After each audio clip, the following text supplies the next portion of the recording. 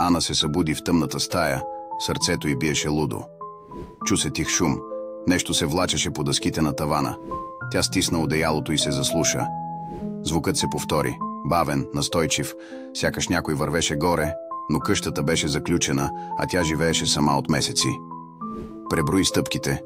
Всяка по-тежка, по-близо до капандурата, която делеше тавана от спалнята й. Таванът изкърца, прах падна върху лицето й. Ана замръзна. Дишането й спря. Въздухът натежа, но не посмя да се помръдне. Звукът спря току над главата й. Тишина, която тежеше като камък. Тогава нещо изшумоля по дървото, не като плъх, а по-голямо, по-уверено. Тя чу как дръжката на капандурата леко се завърта, издавайки скърцащ звук. Светлината на телефона й освети ъгъла, където се намираше капандурата. Тя видя сянка, която не принадлежеше на нищо познато, нещо нечовешко. Студена ръка се протегна през процепа и я сграбчи заглезена.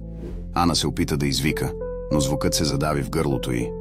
Последното, което видя, беше как капандурата се отваря широко, а тъмнината от тавана се спуска надолу завинаги, поглъщайки я в бездната.